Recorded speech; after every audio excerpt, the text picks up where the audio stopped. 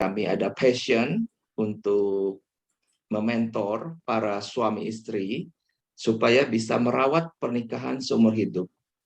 Kita mengerti bahwa pernikahan Kristen pun tidak luput dari godaan, dari pencobaan, dari goncangan kehidupan, sehingga bagi banyak sekali orang-orang termasuk anak-anak Tuhan akhirnya sampai memilih untuk bercerai. Nah, di titik inilah kami put our concern untuk menopang mereka melalui edukasi, seminar, melalui mentoring, melalui retreat, berbagai hal. Nah, kami cukup aktif di dalam YouTube channel, yaitu Family Insight. Nanti Bapak Ibu juga kiranya boleh visit ya, itu karena di sana kami secara frequently cukup sering untuk mengupload video-video edukasi bagi para pasutri. Nah, di masa pandemik ini kami berdua telah merilis Stronger Married Online Class, satu kelas online bagi para pasutri. Kami start 1 Mei tahun yang lalu, dan puji Tuhan sampai hari ini sudah ada 20 angkatan dengan 100 alumni pasutri di 30 kota di Indonesia. Semua ya pakai modelnya begini, pakai Zoom. Nah, teman-teman, pada malam hari ini kita akan membahas satu tema yang cukup spesifik, ya mungkin teman-teman jarang dengar, dan saya berharap kita semua nanti betul-betul bisa akhirnya menerima hal ini dan mengamininya, ya karena ini cukup spesial, yaitu berbicara tentang God's purpose in marriage. What is God's purpose in marriage? Yaitu ada satu rencana kekal Allah bagi pernikahan kita. Ya, apa itu? Jikalau beranak cucu itu adalah mandat budaya, jikalau para lelaki bekerja ya di dalam bidangnya masing-masing sebagai profesional menjadi berkat bagi bangsa-bangsa dalam hal bisnis, itu juga saya meyakini adalah satu mandat budaya. Tetapi ada God's purpose in marriage bagi pasutri. Pasutri bukan pasukan suami takut istri ya, tapi pasangan suami istri ya. Dan itu adalah untuk menjadi rekan sekerja Allah, ya, untuk menjadi God's partner. Jadi kita tidak berbicara hanya lelaki saja, oke? Tidak bicara hanya wanita saja, atau secara spesifik tidak bicara hanya suami saja atau istri saja, tapi rekan sekerja Allah bagi sepasang suami istri.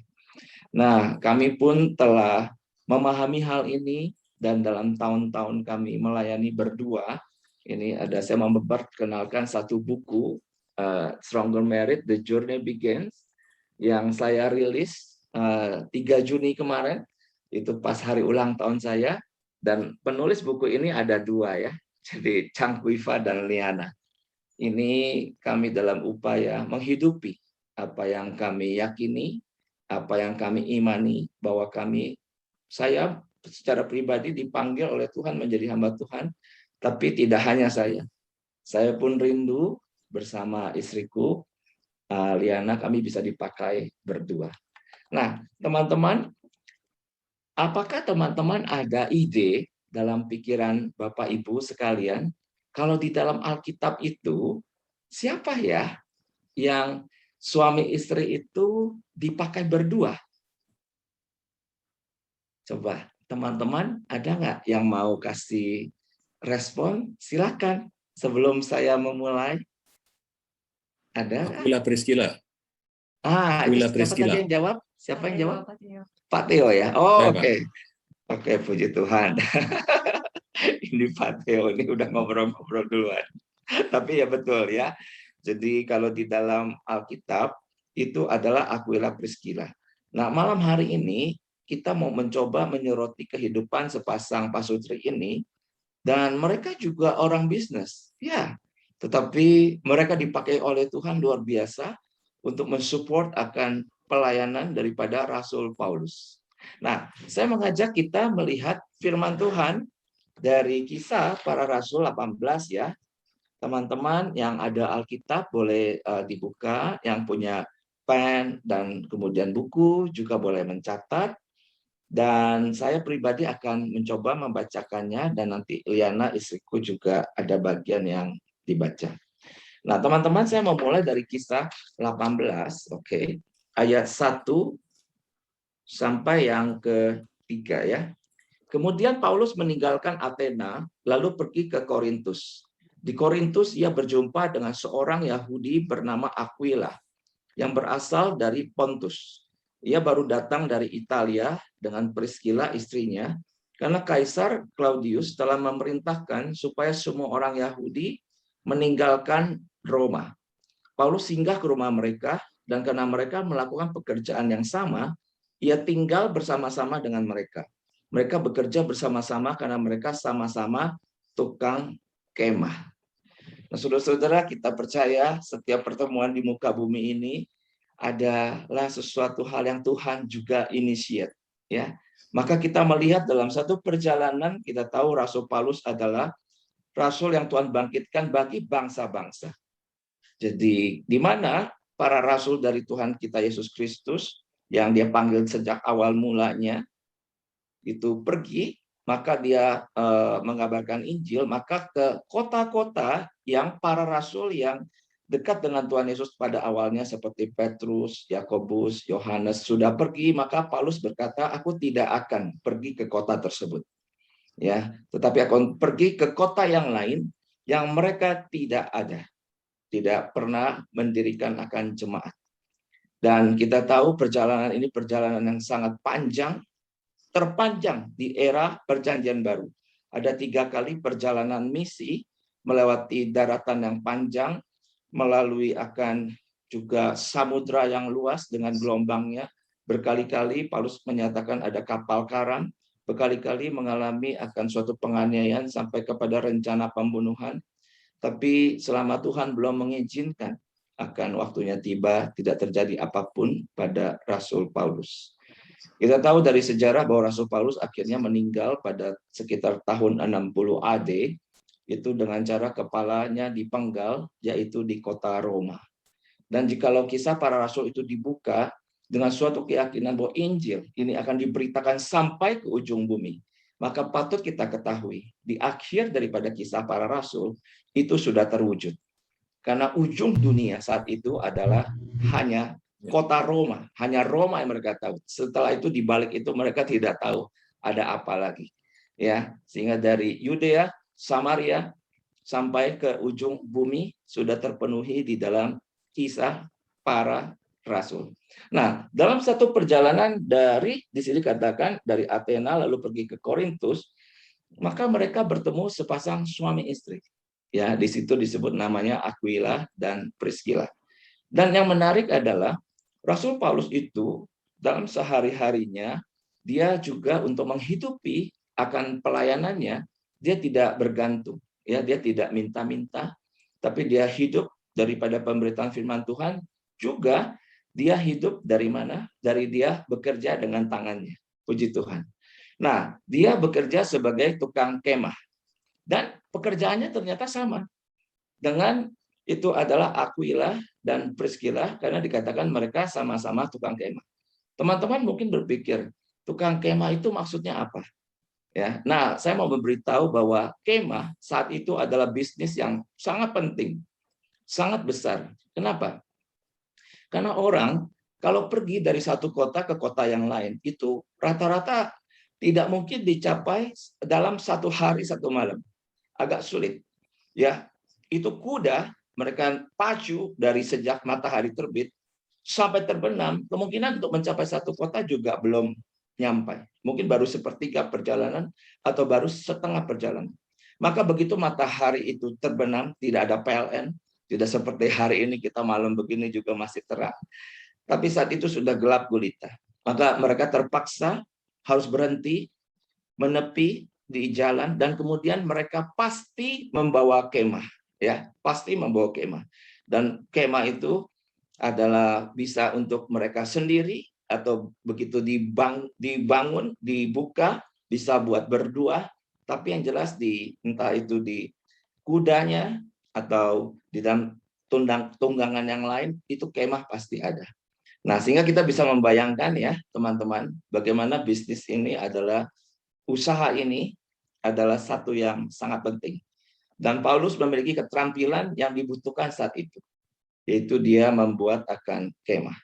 Nah, akhirnya di situ dikatakan dalam firman Tuhan, dan karena mereka melakukan pekerjaan yang sama, ia tinggal bersama-sama dengan mereka. Mereka bekerja bersama-sama karena mereka sama-sama tukang kemah. Makanya Paulus itu disebut sebagai tent maker. Nah, tent maker itu adalah pembuat kemah ataupun pembuat tenda. Nah, di titik ini, saudara-saudara, apa yang terjadi kemudian? Nah, kita coba melihat ke 18 ayat 11 ya. Maka tinggallah Paulus di situ selama 1 tahun 6 bulan. Dan ia mengajarkan firman Allah di tengah-tengah mereka. Kisah 18 ayat 11. Jadi di kota itu ada sekitar 1 tahun 6 bulan. Nah, lalu kita masuk ke ayat 18. Paulus tinggal beberapa hari lagi di Korintus, lalu ia minta diri kepada saudara-saudara di situ dan berlayar ke Syria sesudah ia mencukur rambutnya di Kengkrea karena ia telah bernasar. Priscilla dan Aquila menyertai dia. Oke. Nah, saudara-saudara, ini ada sesuatu yang sangat menarik, ya, sangat menarik sekali, yaitu saat Paulus akan pindah ke kota yang lain. Oke. Di situ dikatakan bahwa tinggal beberapa hari lagi di Korintus itu sebenarnya 1 tahun 6 bulan. Lalu ia minta diri ya kepada saudara situ dan berlayar ke Syria. Oke. Nah, tetapi di ayat 18 perhatikan ada satu kalimat, Priscilla dan Aquila menyertai dia. Nah, artinya sepasang suami istri ini ternyata ikut perjalanan daripada Rasul Paulus. Luar biasa ya, teman-teman ya. Nah, sebelum saya lanjutkan, kira-kira coba saya mau tanya, kalau dia pergi meninggalkan kotanya itu yang di awal di Korintus, lalu mengikuti akan Paulus dalam perjalanannya, kira-kira bisnisnya bagaimana, teman-teman? Apakah usaha buka kemah itu, dagang kemah, atau buat tenda itu, buat kemah, itu berhenti atau tetap jalan? Nah, ada yang mau jawab nggak di sini? Teman-teman silakan. Kan teman-teman pebisnis semua nih. Kalau teman-teman mau tinggalkan kota, jalan ya, waduh sampai kapan nih? Nggak tahu ya. Lalu kira-kira bisnis ini bagaimana? Ya, silakan Bapak Ibu, mungkin ada yang mau jawab. Pak Tresna nih mau jawab boleh.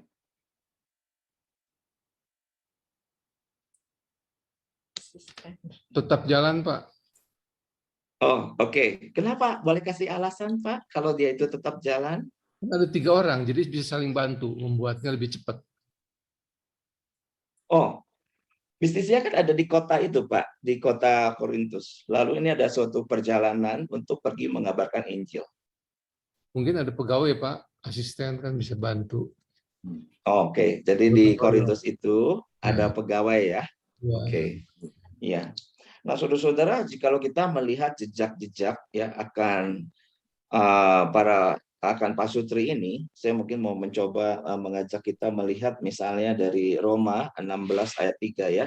Mari kita lihat firman Tuhan di sini. Roma 16 ayat 3. Nah, jadi ada hal yang spesial bahwa selama penulisan nama mereka di kitab suci itu memang tidak pernah nama tersebut dipisah. Ya, jadi Aquila, Priscilla. Saya akan coba bukakan. Mari kita lihat Roma 16 ayat 3. Mungkin Liana boleh bacakan ya. Sampaikan salam kepada Priscilla dan Aquila, teman-teman sekerjaku dalam Kristus Yesus. 4 sampai 5. Mereka telah mempertaruhkan nyawanya untuk hidupku. Kepada mereka bukan aku saja yang berterima kasih, tetapi juga semua jemaat bukan Yahudi. Salam juga kepada jemaat di rumah mereka. Salam kepada sampai ayat 5. Oke, sampai titik itu. Oke. 5a ya berarti ya. Oke. Nah, saudara-saudara, kita lihat beberapa ayat ini. Jadi ada salam ya kepada Priscilla Aquila, dikatakan di situ ada teman sekerjaku dalam Kristus Yesus. Nah, yang sangat menarik ayat 4, mereka telah mempertaruhkan nyawanya untuk hidupku. Kepada mereka, bukan aku saja yang berterima kasih, tetapi juga semua jemaat bukan Yahudi. Salam juga kepada jemaat di rumah mereka. Nah, dalam perjalanan setelahnya, ya, bertahun-tahun kemudian kita mengerti bahwa akhirnya di rumah Aquila Priscilla itu ada jemaat. Nah, saat itu kalau ada jemaat di rumah, yang khotbah siapa? Nah, yang khotbah pastinya itu adalah Aquila Priscilla. Nah, kenapa mereka bisa? Ya karena selama 1 tahun 6 bulan tadi, saya melihat bahwa kemungkinan besar, ya banyak komentari berkata, bahwa setiap malam Paulus itu memang memberi pengajaran dan Aquila Priscilla itu ada di sana mendengarkan. Akhirnya mereka menjadi seorang Yahudi yang tadinya hanya mengenal Allah Yahweh, ya, sebagai penopang Israel, Allah Israel, sampai kemudian convert, percaya kepada Tuhan Yesus Kristus itu adalah Tuhan yang Rasul Paulus itu beritakan. Dan berbicara tentang adanya rumah yang besar yang bisa menampung akan jemaat, maka akhirnya kita mengerti melalui bisnis skema ini mereka bisa sampai membeli rumah, betul ya.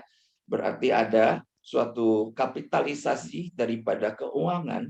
Maka banyak komentari menyatakan memang mereka itu saat pergi meninggalkan akan kota, di situ ada karyawan dan mereka pergi menyertai Rasul Paulus dan bisnis itu tetap berjalan. Ada dugaan juga bahwa teman-teman pasti tahu tentang franchise ya. Franchise itu adalah bagaimana dari satu tempat kemudian bisa duplikat ke 2, ke 3, ke 4, ke 5 sampai marak. Nah, orang Yahudi itu disebut sebagai the people of the book. Orang-orang yang mencatat segala sesuatu apapun. Maka saya melihat dari komentari itu menulis, maka dugaan itu tepat. Yaitu waktu mereka pergi menyertai Rasul Paulus, maka bisnis itu tidak berhenti. Maka mereka menuliskan. Nah, untuk bikin kemah, ya itu harus bagaimana ukurannya, bahannya, cara potongnya. Nah, sehingga itu tetap bisa running, ya, the business running, sementara mereka akhirnya bisa menyerahkan suatu hidup untuk melayani Tuhan. Ada catatan-catatan yang juga penting bahwa sebelum Rasul Paulus ketemu dengan Aquila dan Priscilla, maka betul Rasul Paulus itu adalah seorang tent maker. Seorang yang sambil mengabarkan Injil sambil bekerja. Jadi pada hari Sabat dia berkhotbah di sinagog. Tapi hari biasa dia membuat kemah itu dengan tangannya, Rasul Paulus. Tetapi setelah bertemu dengan Aquila dan Priscilla, maka tidak lagi ada kelihatan catatan bahwa Rasul Paulus itu tetap bekerja. Tidak. Jadi kehadiran daripada pasutri ini kelihatannya menjadi pasutri yang menopang akan biaya daripada perjalanan dari Rasul Paulus. Ini adalah sesuatu yang saya sebut tadi adalah rekan sekerja Allah. Ya, jadi secara bisnis mereka piawai dan waktu mau pergi itu tidak dibubarkan seperti biasanya orang di Asia. Ya, orang Asia biasa kalau bisnis ditongkrongin seharian begitu kan, dari pagi sampai sore sampai malam. Kalau tidak ditongkrongi, bagaimana? Ya, artinya tidak percaya mungkin sama orang. Bisa nggak serahkan ke orang? Wah, nggak bisa. Nanti apa uang diambil segala macam ini itu. Rasanya ada kekhawatiran. Saya ketemu cukup banyak orang-orang yang berbisnis masih dengan cara untuk dia handle by himself ya. Jadi kalau dia sakit gimana? Ya bisa-bisa tokonya tutup. Jadi itu buka hanya kalau dia sedang sehat dan seterusnya dan seterusnya. Tapi dari Aquila dan Priscilla kita belajar mereka bisa mendelegasikan akan bisnis tersebut dan it is still running ya. Nah, saudara-saudara kita lanjutkan dulu nama mereka muncul di mana lagi, maka saya mencatat akan di 1 Korintus 16 ayat 19. Kita boleh melihat bagian ini 1 Korintus 16 ayat 19.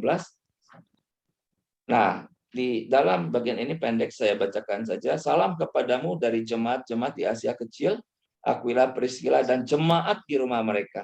Menyampaikan berlimpah-limpah salam kepadamu.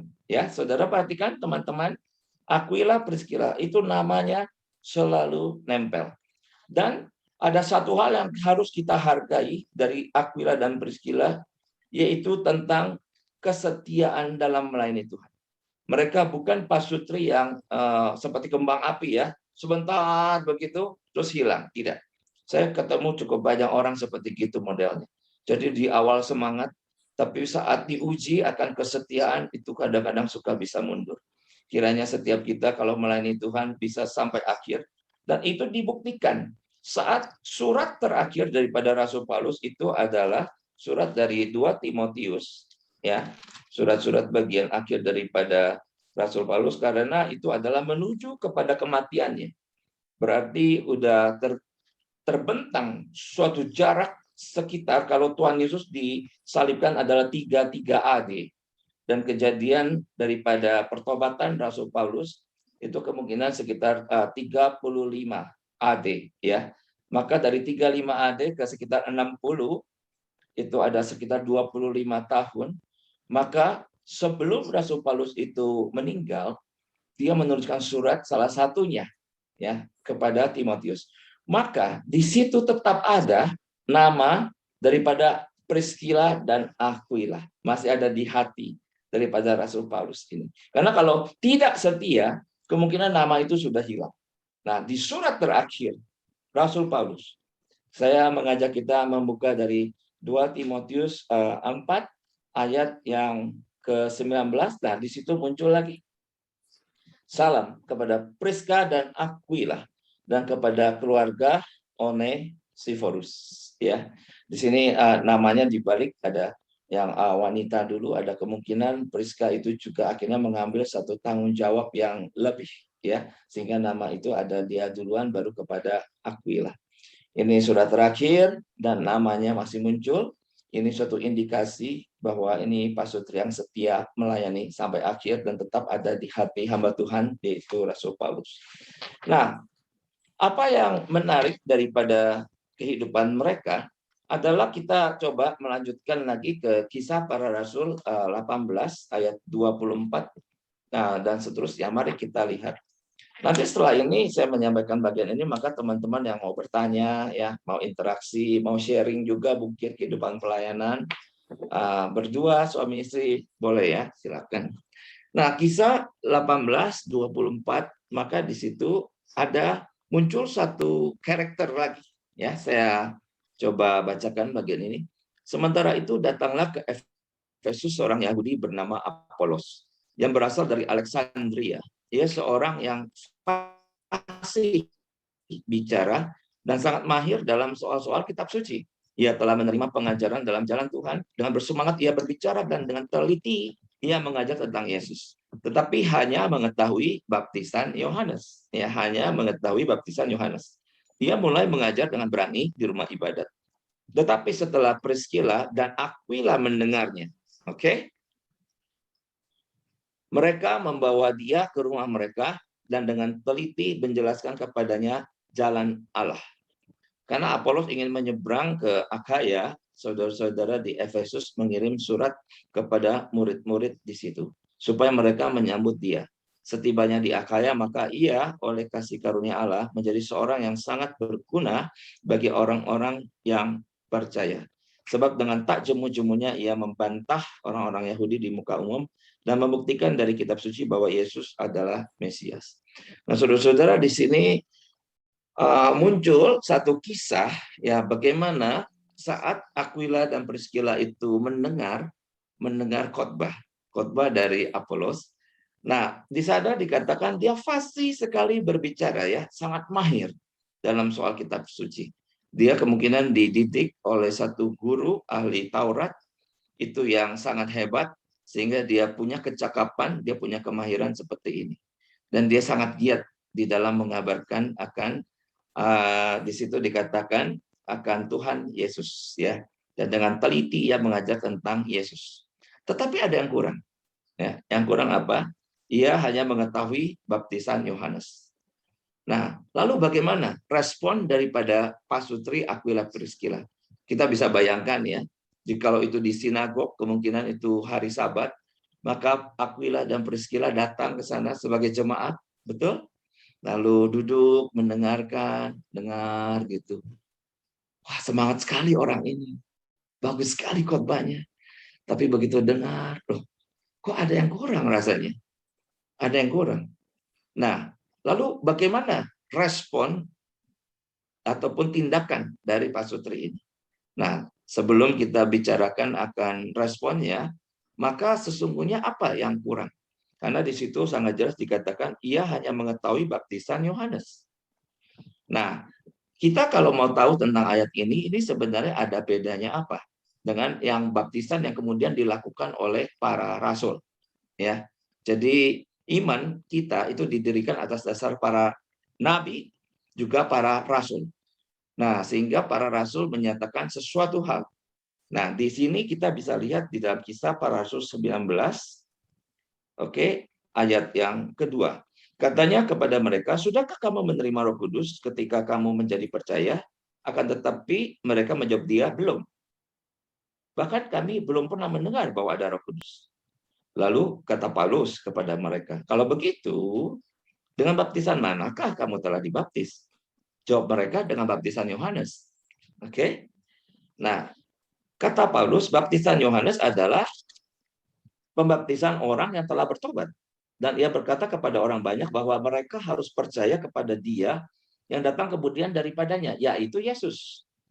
Nah, ketika mereka mendengar hal itu, mereka memberi diri mereka dibaptis dalam nama Tuhan Yesus. Ya, jadi ada dua model daripada baptisan. Dan bagi orang Jewish itu adalah mereka mengenal baptisan Yohanes. Nah, apa bedanya? Kalau baptisan Yohanes itu adalah suatu baptisan pertobatan. Saat Yohanes itu membaptis dan itu kemudian diikuti caranya adalah pasti suatu pertanyaan. Apakah engkau berjanji di hadapan Tuhan? Engkau tidak akan melakukan lagi perbuatan yang selama ini engkau lakukan, hal yang jahat. Mungkin mencuri, mungkin berbohong, dan seterusnya, dan seterusnya. Maka kemudian, ya saya berjanji, Bapak Yohanes, ya, atau kepada orang membaptisnya. Saya berjanji, saya tidak akan lagi melakukan. Oke, aku membaptis engkau. Nah, begitu ya. Nah, pada saat aku membaptis engkau, itu ada suatu baptisan, pertobatan dalam arti dia bertekad untuk tidak lagi melakukan hal-hal yang selama ini dia secara di hadapan Tuhan itu tidak ada kebenaran dan keadilan. Jadi suatu tekad untuk hidup yang lebih benar. Sampai titik itu adalah baptisan Yohanes. Nah, sedangkan kalau baptisan dalam nama Tuhan Yesus, setelah itu ada yang keduanya. Jadi baptisan Tuhan Yesus itu mengandung dua hal. Pertama, kita memang harus mengakui di hadapan Tuhan bahwa kita mengakui akan dosa-dosa kita. Kita berjanji di hadapan Tuhan tidak akan lagi melakukan dosa-dosa tersebut. Kita bertekad untuk memiliki hidup baru. Nah, tetapi ada the next step. The second step itu adalah kita menerima Tuhan Yesus Kristus sebagai satu-satunya Tuhan dan Juru Selamat yang hidup. Maka baptisan di dalam nama Tuhan Yesus adalah saat yang membaptis bertanya, maukah engkau bertobat, tidak melakukan lagi dosa-dosamu? Iya. Kedua, maukah engkau menerima Yesus Kristus sebagai satu-satunya Tuhan dan Juru Selamatmu? Iya. Nah, saat dua ini itu diaminkan, dilakukan baptisan, maka kemudian Roh Kudus itu turun menjadi satu bukti daripada regeneration, daripada kelahiran kembali saat itu, ya. Sehingga banyak tanda-tanda yang disebut sebagai saat Roh Kudus itu turun, mengalami bahasa roh, itu sebenarnya pengulangan daripada kejadian di Pentecost saat Roh Kudus itu turun dan orang-orang itu berbahasa yang mereka bisa saling mengerti satu dengan yang lain karena Roh Kudus itu menyatukan. Maka tanda-tanda itu disebarkan melalui tangan para rasul, ya, melalui tangan para rasul. Nah, sehingga di mana-mana yang ternyata berita Injil sudah sampai, tapi para rasul belum sampai ke sana. Jadi ini very manual, ya, masih sangat manual. Bahwa pendirian jemaat itu masih harus in the name penumpangan tangan para rasul. Maka para rasul itu harus pergi di mana ada berita. Oh, di sana ada jemaat. Oleh siapa ini jemaat didirikan? Oleh si ini. Nah, tetapi apakah Anda sudah menerima baptisan dalam nama Tuhan Yesus? Oh, belum. Kami baru baptisan Yohanes. Nah, kemudian saat para rasul menumpangkan tangan, maka terjadilah manifestasi daripada kehadiran Roh Kudus sebagai suatu seal, suatu meterai bahwa itu sudah didirikan oleh para rasul. Nah, saudara-saudara, Karena para rasul itu senang sekali berada di Yerusalem, ya, tidak suka kemana-mana. Akhirnya Tuhan mendatangkan penganiayaan di Yerusalem, sehingga para rasul pun akhirnya harus bergerak, berjalan dari satu kota ke kota lain, satu kota ke kota lain, dan di setiap kota mereka menegakkan akan jemaat Tuhan yang saat itu masih disebut sebagai Jalan Allah. Nah, saudara, ini perbedaan baptisan tersebut. Kalau hari ini kita dibaptis sudah jelas, kita dibaptis ada mengakui dua hal tadi, ya. Kita semua yang percaya kepada Tuhan pasti entering the second gate. Dan the second gate itu adalah menerima Tuhan Yesus Kristus. Nah, kalau di dalam agama satu yang disebut agama saudara, ya. Nah, saat orang-orang itu misalnya pergi ke Ka'bah di sana, mereka itu ada suatu seperti pertobatan. Nah, itu adalah the first gate. Ya, kita mengerti saudara kita itu di hadapan Ka'bah seperti yang begitu besar, begitu mulia, maka mereka entering the first gate. The first gate itu ada yang tadi saya sebut, mereka mengakui Tuhan, saya ini adalah orang berdosa, saya berjanji, saya bertekad, saya tidak akan lagi melakukan dosa-dosa, dan seterusnya, dan seterusnya. Mereka bertobat atas suatu keadaan, mengakui diri, begitu lemah, banyak dosa, dan bertekad tidak melakukan lagi dosa tersebut. Tetapi they never entering the second gate.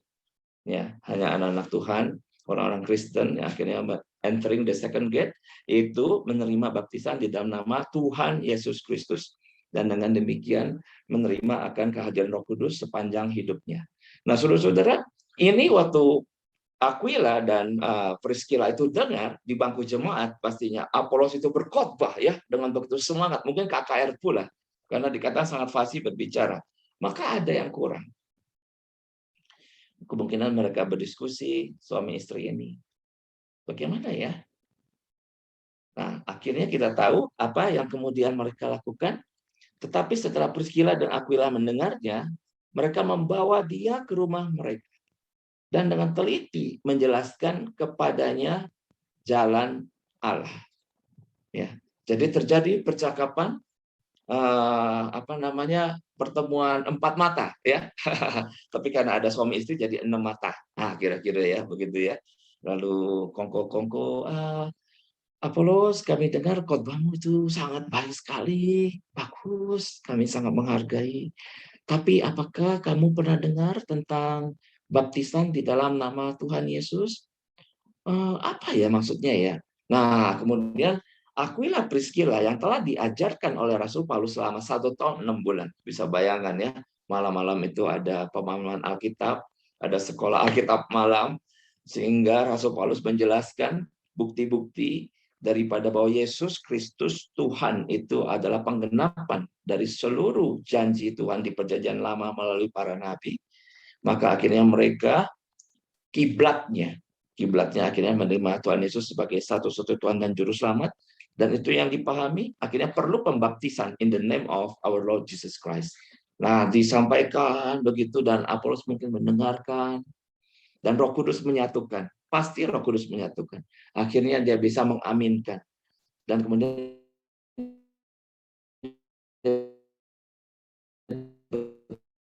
terima kasih sangat memberitakan Kristus, tapi saya baru tahu akan hal ini. Ini menjadi sesuatu yang berharga bagi saya. Nah, lalu di situ dikatakan apa? Karena Apolos ingin menyeberang ke Akhaya, saudara-saudara di Efesus mengirim surat kepada murid-murid di situ supaya mereka menyambut dia setibanya di Akhaya, maka ia oleh kasih karunia Allah menjadi seorang yang sangat berguna bagi orang-orang yang percaya. Sebab dengan tak jemu-jemunya ia membantah orang-orang Yahudi di muka umum dan membuktikan dari kitab suci bahwa Yesus adalah Mesias. Nah, saudara-saudara, ini adalah satu contoh dari kitab suci tentang adanya pasangan suami istri yang Tuhan pakai untuk menjadi berkat. Ya, secara rohani mereka pasti ahli dalam berkhotbah. Entah itu Pasutri Aquila pada minggu ini berkhotbah, lalu minggu depan itu adalah Priscilla berganti-gantian di jemaat, ya kan? Ataupun di dalam mereka punya kecakapan mengajar di hari-hari biasa pasti ada pengajaran di mana mereka mengulang akan mereka yang telah mereka telah terima dari Rasul Paulus. Tapi bukan hanya di situ saja. Ya, mereka sebagai apa yang disebut sebagai layman, orang awam. Oke, mereka bukan rasul, mereka bukan dari golongan pengajar, bukan. Mereka tetap dikategorikan sebagai layman, artinya orang awam. Maka saat mereka punya bisnis itu diberkati oleh Tuhan, maka seluruh keuangan itu saya percaya mereka ada perhitungan baik-baik yang mereka juga serahkan kepada Tuhan dan mendukung akan pelayanan pada saat itu. Nah, saudara-saudara, pada malam hari ini rindu tidak jikalau nama, ya.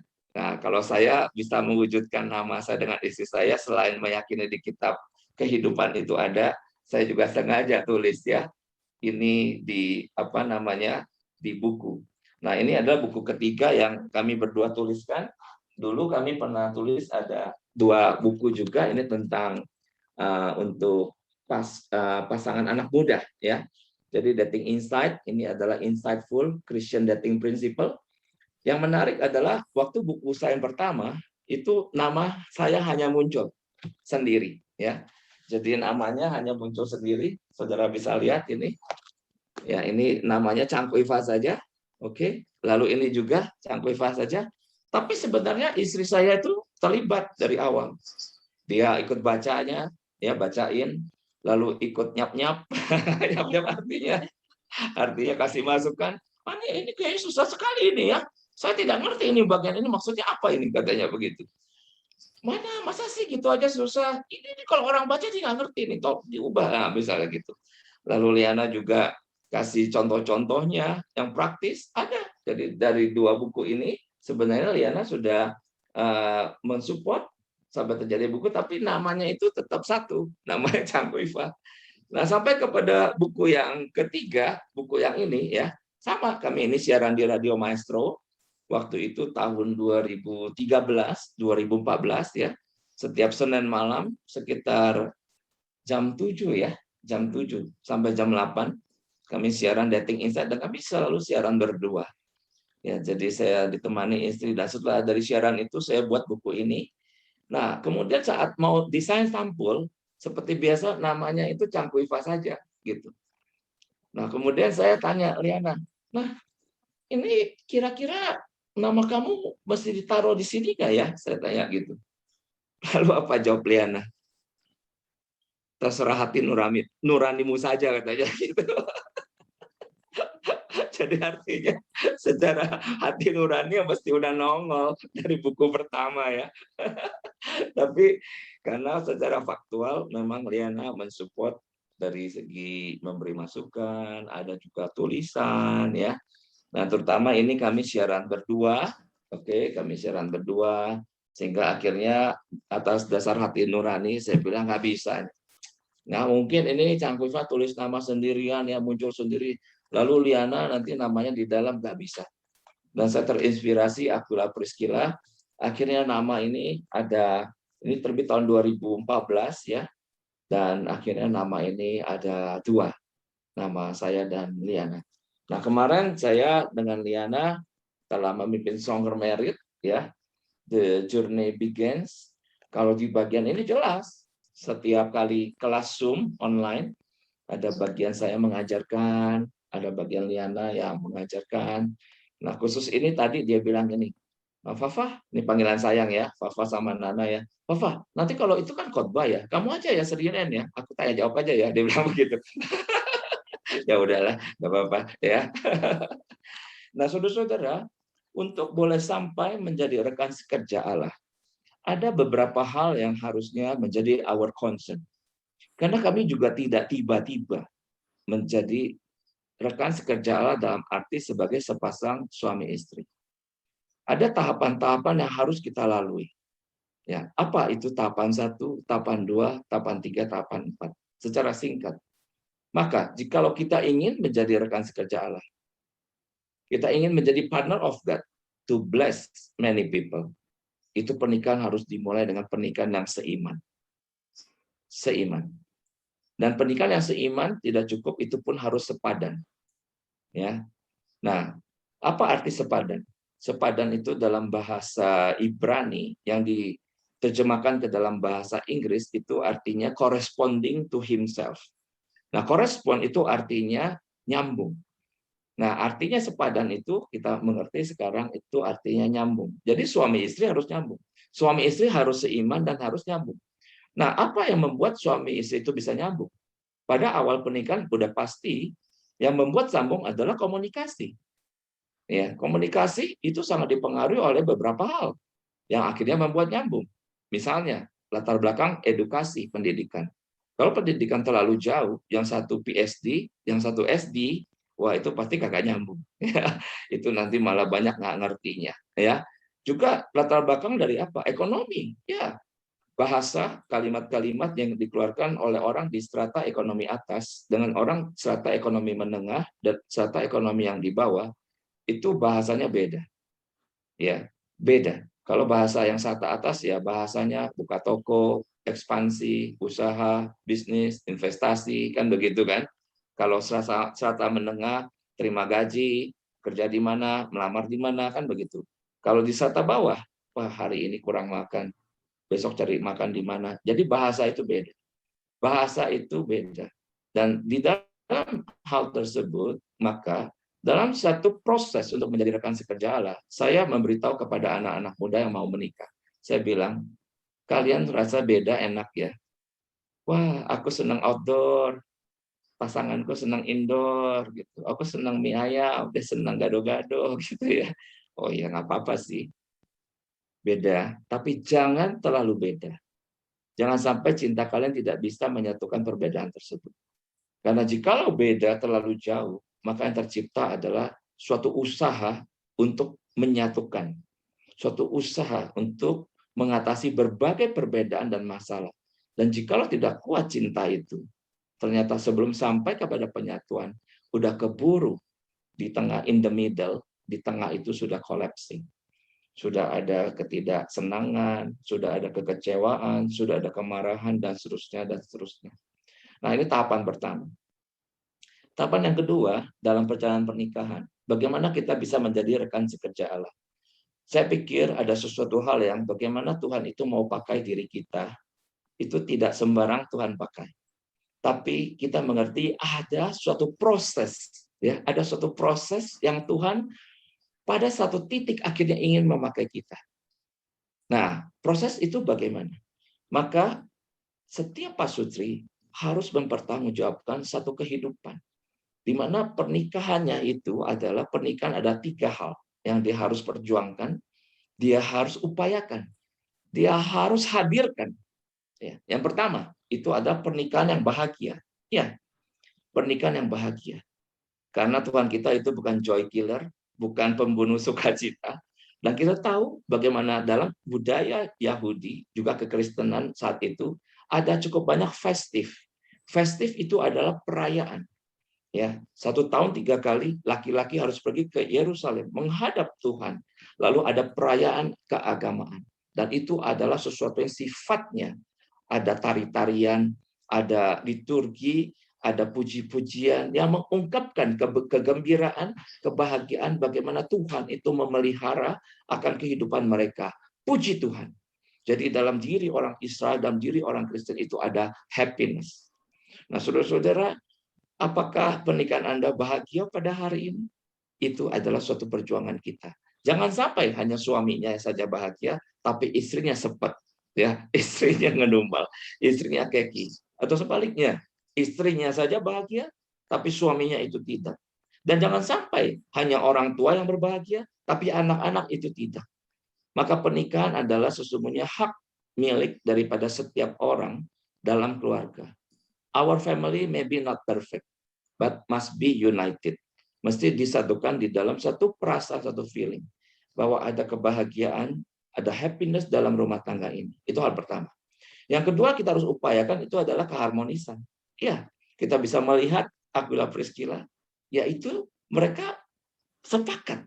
Nah, kesepakatan itu datang melalui keharmonisan, artinya kebahagiaan itu tidak hanya dirasakan oleh satu orang. Dirasakan semua orang, itulah harmonis. Suami merasa senyum, ada senang. Istri juga merasakan. Jangan sampai suami lagi senang, istri malah keki. Apa kamu senang-senang sendiri? Aku bete di rumah. Demikian juga tidak sebaliknya. Nah, saudara-saudara, bayangkan. Kalau saat itu Aquila dan Priscilla itu tidak harmonis, tidak bahagia. Mungkin kita bisa bayangkan di satu malam, ya, Aquila datang kepada Priscilla. Priscilla, sebentar lagi Rasul Paulus itu mau pergi loh, ninggalin kota kita ini. Oh ya? Oh begitu. Lalu aku pikir aku mau ikut dia. Oh ya? Kenapa? Ya, karena aku rasa ingin juga melihat kota-kota yang lain dan aku sangat senang Rasul Paulus, aku mau dukung dia. Menurut kamu bagaimana? Nah, ini kalau suami istri tidak sepakat ya, kira-kira dalam hati itu Priscilla, aduh syukur suami tiap hari bikin ribut. Kamu pergi jangan pulang-pulang ya. Seperti itu ya. Karena apa? Karena keki, karena bete. Loh ini beneran loh saudara.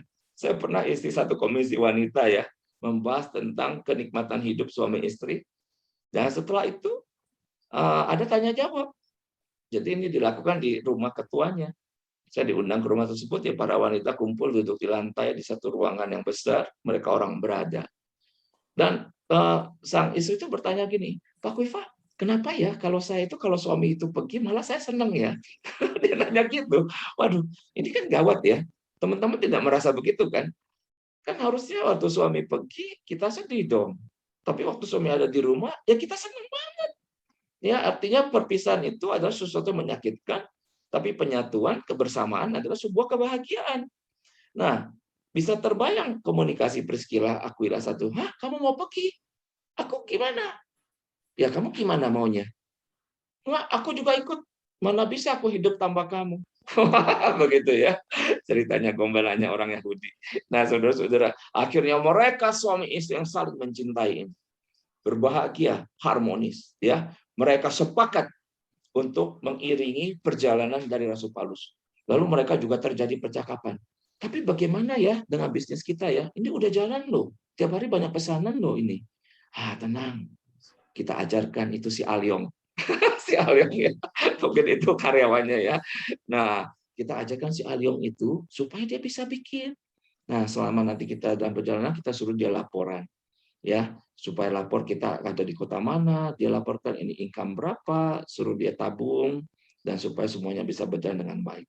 Nah, ada kemungkinan mereka akhirnya mengatur segala sesuatunya, dan puji Tuhan, saat mereka mengiringi perjalanan Rasul Paulus itu, maka bisnis itu tetap berjalan dengan dipimpin oleh mungkin salah satu karyawan yang dia bisa percaya. Nah, saudara-saudara, untuk melayani Tuhan, rekan sekerja Allah, maka yang pertama kebahagiaan, yang kedua adalah keharmonisan harus kita perjuangkan. Dan yang ketiga, itu tidak cukup 1 dan 2. Ada yang ketiga. Apa itu yang ketiga? Ketiga itu adalah perkenanan Allah. Karena kita harus mengerti bahwa pernikahan itu dicipta oleh Tuhan sendiri. Tuhan adalah pencipta daripada pernikahan. Dan Tuhan memberkati akan pernikahan tersebut dengan maksud supaya pernikahan tersebut dan keturunannya itu boleh menjadi berkat bagi bangsa-bangsa. Maka perkenanan Allah dalam pernikahan ada beberapa hal yang kita harus catat. Kita boleh bahagia, tapi apakah pernikahan ini sesuai dengan yang Tuhan mau? Kita boleh harmonis, karena kebahagiaan dan keharmonisan pun itu adalah suatu common grace, suatu anugerah daripada Tuhan bagi semua agama. Ya, orang Kristen bisa merasa harmonis dan bahagia, orang Muslim bisa merasa harmonis dan berbahagia, orang agama apapun, bahkan orang ateis pun bisa merasa harmonis dan berbahagia. Tetapi apakah ada perkenanan Allah atas pernikahan tersebut? Nah, di titik ini kita melihat ada beberapa hal yang penting yang Tuhan perkenan pernikahan itu. Yang pertama, sudah pasti, tadi saya sudah sebutkan, pernikahan itu seiman dan sepadan. Yang kedua, itu adalah pernikahan yang disebut sebagai pernikahan monogami. Monogami, artinya bukan poligami, bukan poliandri, bukan pernikahan satu suami dari banyak istri, atau satu istri dari banyak suami, bukan seperti itu, tetapi seumur hidup. Menjunjung tinggi bahwa hidup aku Chang Kuifa, hidup untuk mengasihi istriku Liana, sepanjang masa kehidupan ini, bersama-sama menikmati akan sukacita, duka cita, kesehatan, sakit penyakit, kekayaan, kemiskinan, puncak gunung, lembah kelam. Sesungguhnya dalam 21 tahun pernikahan kami telah melewati berbagai lembah kelam dan juga puncak gunung, ada air mata, ada sukacita. Satu, untuk selamanya sampai maut memisahkan. Nah, saudara-saudara, puji Tuhan, jikalau seorang pria Kristen boleh memelihara akan pernikahan monogami dengan istrinya seumur hidup, bukan hanya sebagai tanggung jawab, tapi di dalam Pengkhotbah 9 ayat 9 itu dikatakan, nikmatilah hidup dengan istri yang kau kasihi seumur hidupmu yang sia-sia, yang dikurniakan Tuhan kepadamu di bawah matahari. Artinya, live joyfully with your wife. Dan wife dalam bahasa Ibrani di situ adalah istri dari masa muda. Bukan istri muda, ya, tapi istri dari masa muda yang dibawa seumur hidup sampai rambut kita putih, sampai kita jadi kakek, sampai kita ompong, sampai kita keriput seperti apa itu Kentucky Fried Chicken punya kulit ayam ya, keriput-keriput gitu ya. Sampai kita tua, sampai kita lemah, satu istri, satu suami sampai maut memisahkan. Ini baru ada perkenanan Allah. Nah, yang berikutnya apa? Maka dalam pernikahan, suami harus berfungsi sebagai kepala. Ya, dan istri sebagai penolong yang sepadan. Apa arti kepala? Kepala dalam banyak pemikiran, dalam banyak understanding kita, itu adalah pemimpin. Ya, dalam satu perusahaan, kalau sekolah ada istilah kepala sekolah, berarti itu yang kasih instruksi-instruksi, ya, yang nyuruh-nyuruh gitu kan. Nah, tetapi istilah kepala dalam Yunani itu kepale, maka ada arti yang lain. Itu artinya adalah source, itu sumber. Nah, kepala itu adalah sumber. Kristus adalah kepala jemaat. Maka Kristus sumber bagi jemaat. Dan ada paralel. Seperti Kristus adalah kepala jemaat, maka suami adalah kepala istri. Maka suami itu adalah sumber bagi istri. Sumber apa saja? Beberapa hal saya bisa sebutkan secara spontaneous. Misalnya, jemaat datang kepada Tuhan untuk penghidupannya. Ya, hari ini kita berharap kepada Tuhan, mata kita melihat kepada Tuhan. Di masa yang pandemik begitu berat, kita berharap kepada Tuhan, Tuhan menciptakan pintu yang terbuka. Yang tertutup dia bukakan, tingkap langit dia curahkan kepada kita, para laki-laki. Kita berharap kepada Tuhan untuk suatu perekonomian yang baik.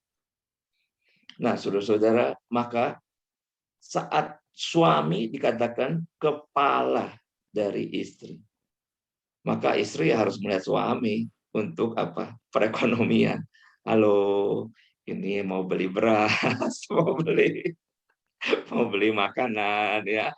Nah, itu adalah sesuatu yang Tuhan inginkan. Iya.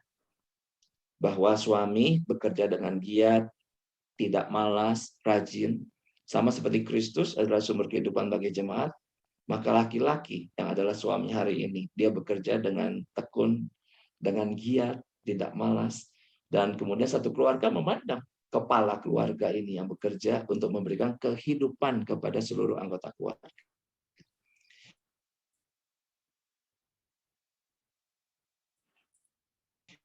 Kristus adalah sumber pelindungan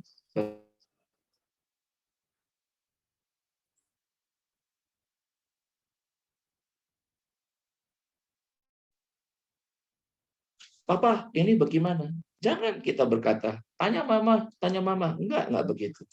Anak saya kalau tanya kepada saya apapun, pertanyaannya kadang saya nggak ngerti. Saya minta ulang, maksudnya apa nanyanya ini? Coba biar Papa ngerti. Maka saya tidak pernah melarikan diri. Saya tahu, saya adalah sumber kebenaran. Saya akan menjawab semua pertanyaan yang ditanyakan kepada saya. Di dalam rumah tangga, laki-laki harus tegak berdiri. Ya, istri juga mau tanya kepada siapa? Tanya kepada suami. Dan suami mungkin saat itu tidak bisa jawab, tidak apa. Bawa kepada Tuhan. Setiap hari kita mencari Tuhan. Karena jikalau kita mencari Tuhan, maka Tuhan memberikan vision, wisdom, dan direction kepada setiap kepala keluarga. Nah, saudara-saudara, jadi kepala itu adalah dia adalah sumber daripada kehidupan, perekonomian, dia bekerja giat, dia sumber kebenaran, dia menyatakan apa yang salah di rumah, dia menyatakan apa yang benar, yang salah dihukum, yang benar dikasih reward. Supaya anak-anak mengerti akan keadilan, kasih, setia, dan kebenaran. Supaya hati nurani mereka itu bisa hidup. Kalau tidak, maka mereka jadi orang yang sembarangan. Nah, itu adalah kepala. Ya, nah bagaimana dengan istri adalah penolong? Nah, kata penolong itu ternyata sama dengan kata Allah sebagai penolong Israel. Nah, di sini saya pikir kalau hari ini saya bisa berbicara di depan Bapak Ibu sekalian, ini pasti ada seorang Liana, ya. Nah, seharian dia masak, cuci baju, ini baju ini dia setrika nih. Masa saya setrika sendiri ya.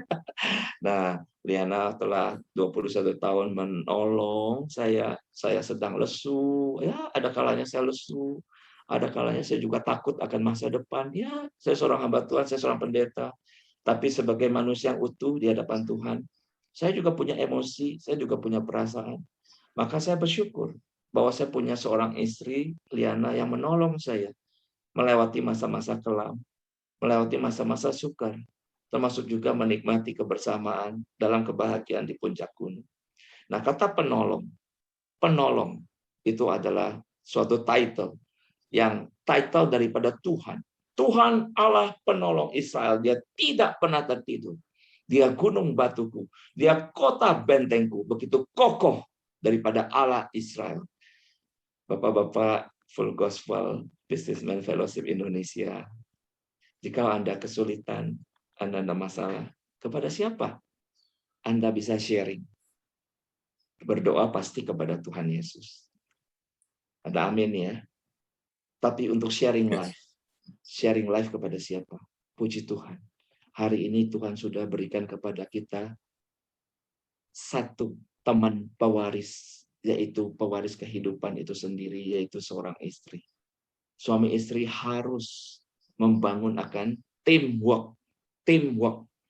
Dan firman Tuhan berkata, jika 2 orang daripadamu di muka bumi ini, di dunia ini, meminta kepada Bapa di surga dalam namaku, meminta apapun juga, maka itu akan dikabulkan. Siapa 2 orang ini? Maka suami istri itu adalah koinonia terkecil.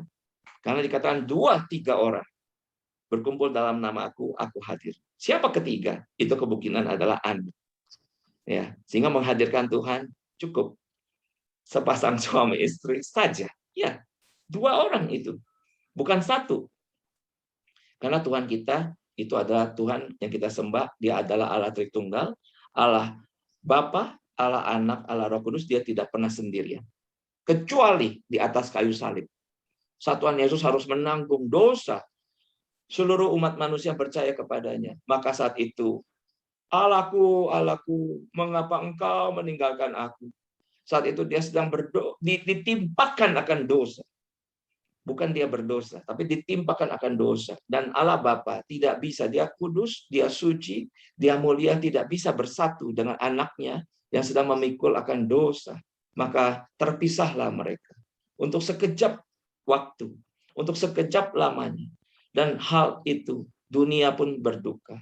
Matahari yang bersinar menjadi gelap gulita. Dan kemudian saat terakhir Tuhan berkata, sudah selesai. Maka Tuhan dengan kekuatannya berkata, Bapa, ke dalam tangan-Mu lah aku serahkan akan nyawaku. Saat itulah Tuhan mati. Tuhan kita, Yesus Kristus mati dan dia bersatu kembali dengan Bapa. Puji Tuhan.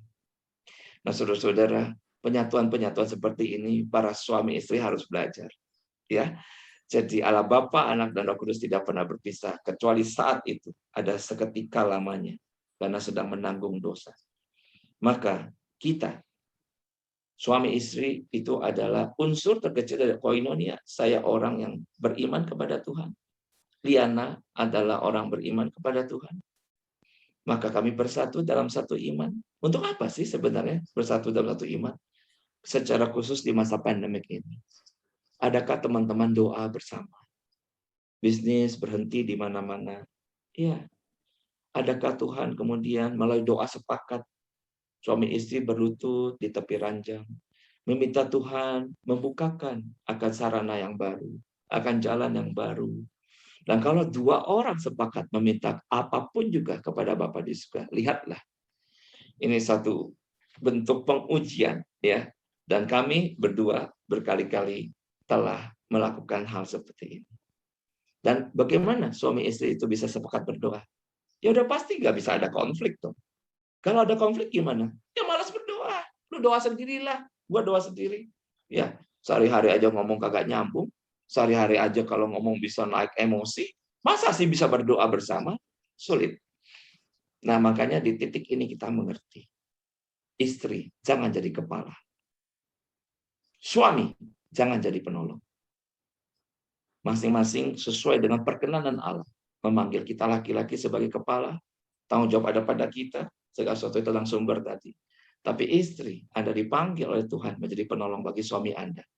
Supaya semua keluarga itu terangkat. Ya, anak-anak pun akan terangkat, dan anak-anak boleh lihat. Dalam rumah ini, papa ada di atas, ada istri, dan ada anak-anak. Ada papa, ada mama, dan kami ada di bawah. Dan papa mama di atasnya itu adalah ada Tuhan Yesus Kristus. Nah, perkenanan Allah juga harus kita hadirkan melalui ini yang terakhir ya. Setelah itu saya serahkan kepada moderator untuk masuk ke tanya jawab. Itu hadir melalui apa? Melalui family altar. Family altar itu ada yang informal, ada yang formal. Informal adalah saat misalnya kita di meja makan, kita bicarakan tentang firman Tuhan yang baru didengar dari ibadah online. Itu informal. Jadi sambil makan kita mendiskusikan. Saya selama pandemik ini dari bulan Maret tahun lalu, maka kaget sekali waktu dikatakan 2 minggu gereja akan dihentikan. Wah, ada apa? Kok bisa begitu ya? Sampai saya googling, search YouTube apapun, akhirnya saya baru tahu itu ada disebut COVID. Apa ini? Kayak flu. Hah? Flu itu kan cuma haji gitu. Masa sih sampai harus begitu 2 minggu di lockdown saat itu gereja? Masa sih sebegitunya gitu? Bingung saya. Lalu saat itu di pertengahan Maret saya ada dalam suatu schedule 28 Maret saya ada di Kalimantan Barat ya untuk memulai satu rangkaian couples revival. Couples adalah suami istri, pasangan, revival adalah kebangunan rohani. Nah, saya dalam satu perjalanan sudah terschedule dari Maret sampai ke September di tahun yang lalu.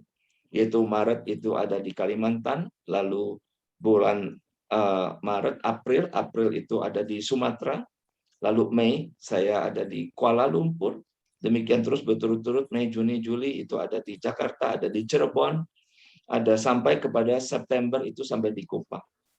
Nah saat itu, saat di lockdown itu gereja itu kan sekitar pertengahan.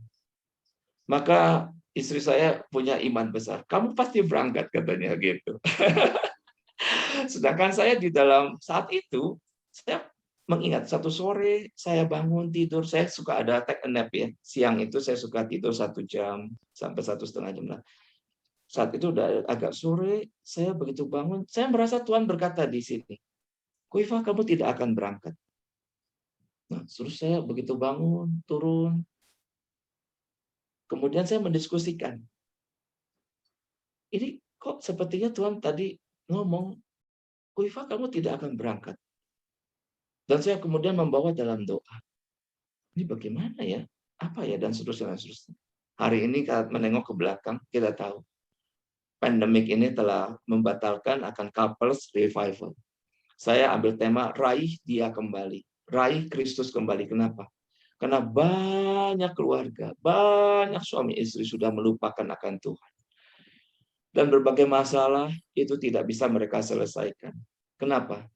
Karena masalah-masalah yang mereka tidak bisa selesaikan itu bermuara dari kegagalan mereka dalam hubungan itu dengan Tuhan. Nah, saudara-saudara, maka saya kemudian digerakkan Tuhan untuk mengadakan couples revival dari satu kota ke kota ke kota. Pagi hari saya ke sekolah mengajarkan tentang pacaran Kristen, ya, dating. Malam hari saya adakan KKR, tapi itu batal. Nah, dalam perjalanan berikutnya saya bergumul dengan Tuhan, dengan Liana juga. Kami kemudian membuka Stronger Merit online class. Sampai hari ini sudah ada 20 angkatan dan sudah ada 100 alumni lebih di 30 kota di Indonesia. Sama dalam satu passion kami, ingin memperkokoh akan pernikahan dari setiap pasutri. Nah, kembali kepada yang tadi saya katakan, keluarga itu harus ada family altar. Secara informal artinya apa? Di meja makan, kita bisa berbicara firman Tuhan. Saat gereja di lockdown 2 minggu saat itu, mereka cepat berubah ke online. Maka saya kemudian menyatukan semua anggota keluarga, istri dan anak, satu meja, dengarkan khotbah yang sama. Tidak ada yang di kamar masing-masing, semua kumpul. Dan saat itu saya baru tahu, lihat tingkah laku anak saya kalau ibadah. Ada yang cuek bebe, ada yang nggak terlalu pedulian. Tetapi selama sudah 1 tahun lebih ini, puji Tuhan, setiap setelah selesai ibadah jam 8, dimulai jam 8, selesai 9.15, maka kemudian kami saling sharing tentang firman yang kami dengar. Selesai bisa sampai setengah 12. Kongko di situ membicarakan. Lalu siang biasanya kalau hari Minggu Liana tidak masak, ya pesan makanan ya. Jadi sahabat tidak masak. Tapi kalau Liana sahabat ngemasaknya banyak, si Aralen juga. Kalau pas lagi ada diskon di Gojek atau di Grab ya, wah murah nih, ini mesti dibeli ya. Jadi artinya tidak masak. Yang di kulkas buat besok aja, nggak apa-apa. Nah, saudara-saudara, secara informal, maka keluarga yang diperkenan oleh Tuhan di dalam rumah tangga itu, dalam ruang keluarga, di kamar tidur, kamar anak-anak, maka firman Tuhan itu bisa keluar masuk, artinya kita bicarakan.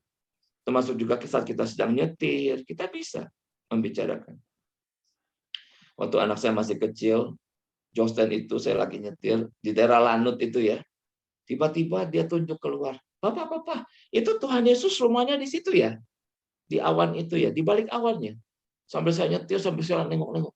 Oh iya, bagus ya awannya ya. Aduh, gue mesti ngomong apa nih ke anak gue, begitu kan? Sambil nyetir, saudara tahu Lanut itu ya, mesti fokus juga kan? Tapi Tuhan kasih hikmat bijaksana. Iya kali ya, Josten ya, Papa gak tahu apa Tuhan Yesus di situ apa enggak. Tapi yang jelas itu Tuhan itu ada di surga. Tuhan Yesus ada di surga. Josten, apakah kamu masuk surga atau tidak? Ya seperti itu secara spontan. Lalu Josten bilang, ya masuk dong Pak. Loh, sampai nyetir. Kenapa masuk? Nah, dia cerita, dia ngomong. Nah, seperti itu. Itu adalah ruang informal. Saat kita nyetir, dan anak-anak bisa secara spontaneous berbicara hal-hal yang rohani. Bagaimana respon kita? Jangan ngomong, Bapak lagi nyetir, berisik. Apa begitu? Tidak, kita masih siap. Itu informal. Ada juga family altar yang formal. Nah, saat anak kami masih kecil, itu tiap malam. Ya, mamanya men-sharingkan firman Tuhan dari buku-buku. Sementara jam malam itu biasa saya masih di gereja saat itu. Nah, kalau sekarang anak-anak sudah dewasa semua. Kami ada family altar secara formal itu 1 minggu 1 kali. Kami saling membagikan firman Tuhan, kami saling sharing kehidupan. Dan jangan lupa selalu ditutup dalam doa, permohonan, supaya bisa menang melalui masa pandemik ini secara khusus. We are more than conqueror. 2-3 orang berkumpul dalam nama Tuhan, Tuhan hadir. Dan kita minta. Dan anak-anak bisa melihat bagaimana Tuhan memelihara akan keluarga kita masing-masing. Ya, disitulah ada kisah, disitulah ada cerita, disitulah ada the favor of the Lord yang bukan hanya diceritakan saja, tapi dialami oleh setiap anggota keluarga.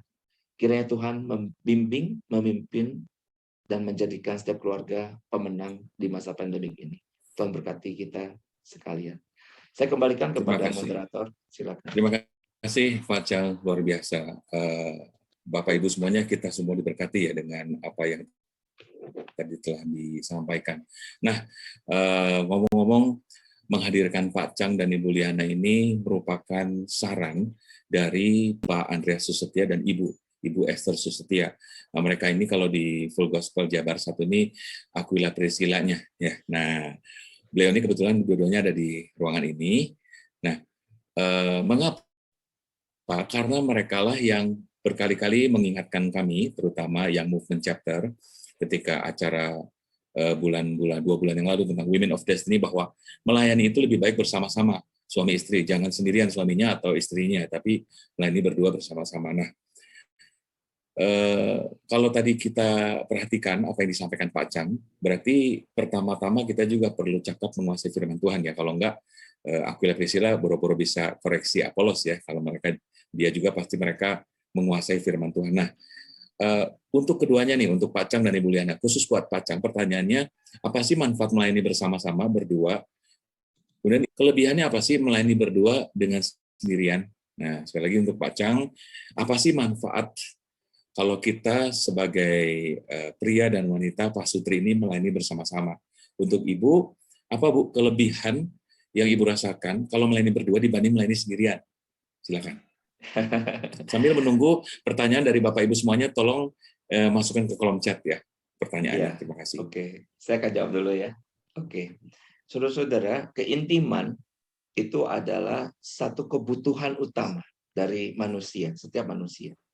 Ya, saudara bisa catat, itu adalah di dalamnya mengandung kebahagiaan yang hakiki, keintiman, oke. Juga suatu pemaknaan kehidupan tertinggi, ya, keintiman. Nah, keintiman itu artinya kita bisa punya seseorang yang dekat untuk kita berbagi sukacita, kesenangan, kebahagiaan. Termasuk juga berbagi kesulitan, pergumulan, air mata. Nah, saya melihat bahwa di dunia ini banyak sekali kalau berbagi kenikmatan ya. Kita bisa jalan-jalan, ngetur kemana, makan enak, ngopi, betul ya. Ya kalau soal kesedihan ya udahlah kita nggak usah ngomongin ya di kolong langit ini mana ada sih, nggak ada kesedihan. Tapi ada satu pemaknaan tertinggi yang bagi saya itu penting, yaitu saat kita melayani Tuhan. Ada kata Tuhan di sana. Melayani Tuhan bersama-sama. Nah, bagi saya kebahagiaan tertinggi saya salah satunya adalah ya saat saya boleh dipakai Tuhan melayani banyak orang, tetapi tidak dalam sifat tunggalnya itu tadi. Tapi dalam satu sifat keintiman bahwa saya bisa bersama istri saya. Tanggal 19 sampai 21 ini Oktober, ini kemungkinan adalah penerbangan kami yang pertama, yaitu ke kota Surabaya. Di situ ada recommitment atau disebut the renewal of vow, perjanjian pembaharuan janji nikah. Juga ada pemberkatan massal. Saya bilang sama Liana, aku bahagia loh. Ini kali ini mau pergi ya, pergi berdua ya ke kota Surabaya. Lalu panitia di sana juga sudah siapkan akan hotel, salah satu hotel yang baik sekali itu Marriott.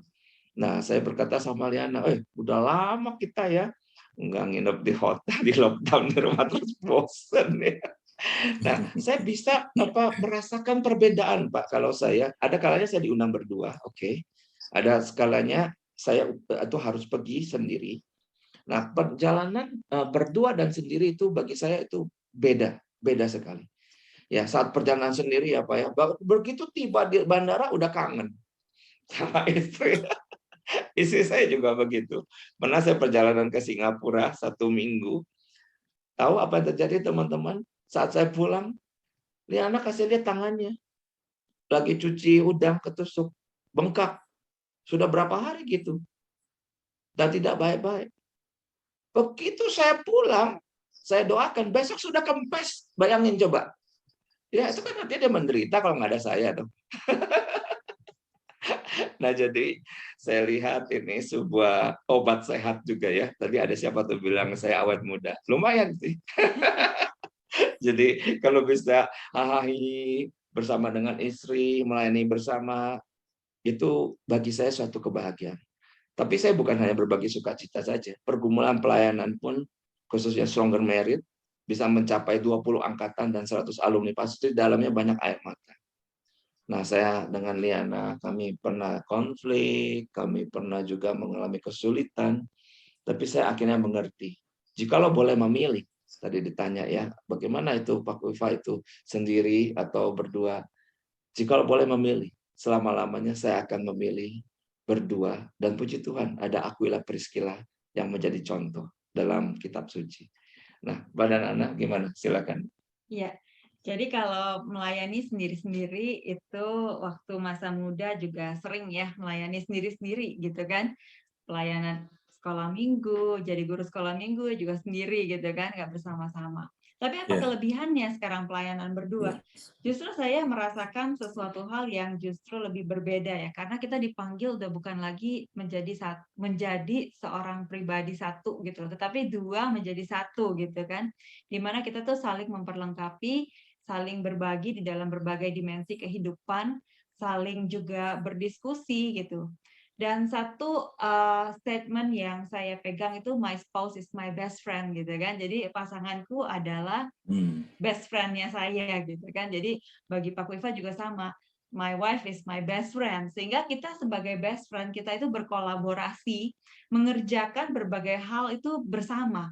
Kalau saya bisa mengerjakan satu hal itu sendiri, tetapi dengan berdua, saya bisa mengerjakannya dengan lebih baik dan jauh lebih maksimal gitu. Jadi misalnya kita mengerjakan, misalnya bekerja, kita bisa bekerja sendiri, pasti bisa gitu. Kita punya kepandaian, kita punya kepintaran. Tetapi kalau kita berdua, kita akan jauh lebih maksimal daripada kita hanya sendiri. Gitu sih. Iya, oke. Itu sharingnya. Mungkin ada pertanyaan yang lain. Ya, jadi ya kalau satu orang bisa mengalahkan 1.000, 2 orang bukan 2.000 tapi 10.000 ya. Luar biasa. Amin. Nah, Amin. ini ada pertanyaan dari Pak Chang dan Ibu. Ini ada pertanyaan dari LS Hari, ini di kolom chat nih. Kalau pasangan nggak sepadan dalam ekonomi, pendidikan, kepercayaan, tapi apakah dapat perkenanan Tuhan? Ini saya alami, saya percaya ada dalam perkenanan Tuhan, kami sekarang hidup bahagia dalam perkenanan selama 40 tahun dan sama-sama melayani di sekolah minggu. Ini kalau apa sih yang harus dilakukan kalau kita ternyata mendapatkan pasangan kita itu tidak sepadan? Ya, sepadan tadi ya kira-kira kalau saya tangkap ini DNA-nya mirip ya, yang satu senang melayani, yang satu lagi juga senang melayani. Bukan satu senang melayani, satu senang diam di rumah, gitu enggak ya? Gimana Pak kalau misalnya apakah perkenanan Tuhan masih tetap ada dan apa mungkin yang harus dilakukan kalau pasangan tidak sepadan? Apa yang membuat perkawinan bisa bertahan sampai lama begitu Pak? Ya, makanya tadi saya katakan bahwa ini adalah proses perjalanan seumur hidup. Dan proses ini kita tidak berbicara hanya 5 tahun, apa 10 tahun, tidak loh. Itu satu alumni Summer Merit itu di Surabaya pernikahannya sudah 36 tahun. Itu merupakan yang paling senior ya. Sudah punya cucu, masih ingin belajar, dan kemudian mengerti sekali akhirnya bahwa mereka juga masih banyak yang tidak terproses gitu dalam perjalanan pernikahan. Bahwa tahun itu bisa bertambah, oke, tahun bisa bertambah, oke, tetapi ternyata kesepadanan tidak terjadi. Nah, kesepadanan tidak terjadi. Nah, akhirnya apa? Kalau ketidaksepadanan itu tidak terjadi, ini pasangan sama-sama beriman ya, jadi seiman loh. Tapi kesepadanan tidak terjadi. Yang terjadi akhirnya dalam perjalanan pernikahan mereka tidak menjadi teamwork untuk menyelesaikan berbagai masalah yang hadir. Jadi itu adalah ya suami ya urusannya sendiri, istri ya urusannya ya sendiri, gitu kan? Ya tapi mereka masih suami istri, masih berdua. Nah kita mesti hati-hati dengan model pernikahan seperti ini karena itu berarti ada 2 divisi dalam rumah tangga, dan divisi itu akar kata dari divorce, perceraian. Nah sehingga saya tidak berbicara soal suami yang udah kerja di rumah juga cuci baju segala, bukan begitu ya. Tetap ada pembagiannya. Ya, tapi yang saya maksudkan adalah penyatuannya di mana? Penyatuannya adalah tidak boleh seorang suami sampai tidak mau tahu sama sekali akan pergumulan istrinya. Dan istri juga tidak boleh secara naif tidak tahu sama sekali akan pergumulan suami. Saya pikir bukan begitu. Nah, tetapi mereka saling bertukar informasi. Nah, sehingga penyatuan itu ada 4 hal. Ya, akhirnya kesepadanan itu terjadi, kemudian ujungnya penyatuan. Nah, penyatuan itu yang pertama pasti secara rohani, kedua secara rasio, artinya ada pertukaran ide dan pikiran. Yang ketiga ada pertukaran perasaan. Dan yang keempat, dari 1, 2, 3 menyatukan, yang keempat itu ada penyatuan daripada kehendak. Nah, seperti saat kita menegur anak, atau menghukum anak, atau memberi reward pada anak, itu harus sepakat suami istri. Itu hal sederhana. Ya, supaya akhirnya di dalam hal inilah kita mendemonstrasikan sesuatu hal bahwa masalah yang hadir, maka makin melatih suami istri untuk bersatu. Nah, sehingga kalau tadi ada perbedaan yang sangat jomplang, maka ada satu hal yang kita pahami begini. Di dalam kerajaan Tuhan ini, in the kingdom of God, sekali lagi Tuhan itu telah menganugerahkan ada nabi, ada rasul, tapi hari ini juga ada gembala, ada pengajar, ada penginjil. Nah, pada diri gembala dan pengajar itu ada satu kemampuan yang diajarkan ya di sekolah teologi. Juga ada orang punya sesuai itu, ada secara alamiah, secara natural. Itu kemampuan dalam counseling. Nah, saya ingin memberitahu, jikalau kita betul-betul akhirnya tidak bisa menyelesaikan masalah itu sendirian. kita harus cari orang-orang yang profesional, orang-orang mungkin dia secara iman lebih tinggi dari kita, secara umur lebih tinggi dari kita, secara kerohanian lebih tinggi dari kita, secara pengalaman lebih tinggi dari kita, dan penting dia anak Tuhan. Maka melalui percakapan di dalam counseling, ada empathy, ada listening, otak yang bikin masalah beda dengan otak yang bikin solusi. Nah, sehingga kita harus mencari akan pemikiran-pemikiran yang baik, dan konseling itu dibutuhkan saat apa? Saat kita mengerti banyak kebenaran, tapi kita tidak bisa lakukan. Di situ kita ngerti, oh saya butuh konseling. Tidak cukup hanya doa. Ya, doa itu adalah nanti Tuhan akan kirimkan konselor yang tepat. Dan melalui pertemuan dengan konselor itu, akhirnya kita ditolong untuk ada step by step jalan. Sekali lagi, siapa yang butuh konseling? Saat kita tahu banyak kebenaran. Ya, misalnya suami harus mengasihi istri. Tapi kenapa saya nggak bisa mengasihi istri saya? Ada masalah apa ini? Dia butuh konseling. Istri harus tunduk kepada suami. Tapi kenapa? Dia nggak bisa lakukan. Makin pikir tunduk, tapi suamiku kok sembarangan semaunya. Makin nggak bisa tunduk. Makin dia ingin kayak Keki dan seterusnya. Maka dia tahu, dia butuh akan counseling. Seperti itu Pak, kira-kira jawabannya. Wah, luar biasa. Apakah Bapak Ibu sekalian ada pertanyaan lagi, boleh tulis di kolom chat. Kalau enggak, boleh lambaikan tangan secara virtual untuk nanti kami undang, atau juga bisa langsung buka mic ya. Silakan Bapak Ibu sekalian untuk melontarkan pertanyaan tentang bagaimana sih kita suami istri bisa menjadi partner satu sama lain dan melangkah lebih maju lagi menjadi partnernya Tuhan dalam melayani sesama ya. Melayani Tuhan melalui sesama. Silakan. Kalau ada yang mau bertanya, boleh dibuka. Bro Yohanes, itu sudah siap? Ya, silakan Bapak Ibu. Nah, sambil menunggu Pak Chang dan Ibu Liana nih, 3S, seiman, seimbang, sepadan. Sebenarnya kriterianya apa sih? Apakah kalau sudah menikah itu masih bisa direvisi, maksudnya diperbaiki ke arah yang ideal? Jadi idealnya itu apa? Seiman, apakah bicara tentang sama agama dan kepercayaannya, atau ngomong tentang kualitas iman yang sama? Atau kedua, yang seimbang itu ngomong tentang tentu saja bukan sama ras, sama bentuk tubuh, sama wajah, tapi mungkin seimbang tuh apakah itu saling mensponsori kelemahan satu sama lain, saling berkolaborasi, dan sepadan tadi itu tentang kesamaan, lebih banyak kesamanya, atau apa sebetulnya yang paling ideal dari 3S ini. Memang kan ini kebanyakan di sini ada yang belum menikah juga, tapi ada yang ya kalau belum menikah, kita mau dengar nih syarat untuk mencari PKS ini supaya kita menjadi keluarga yang betul-betul apa tuh namanya kalau sepupu kita bilang sakinah mawadah warohmah ya, Bro Ferry ya. Silakan. Iya. Jadi di dalam kesepadanan tadi itu satu unsur yang penting kan komunikasi.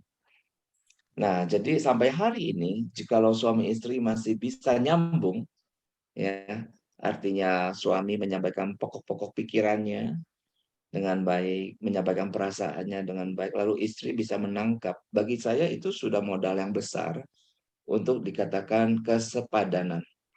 Nah, dalam kesempurnaan menuju kesepadanan, maka ada hal yang harus dijalankan, yaitu menjalankan role-nya masing-masing.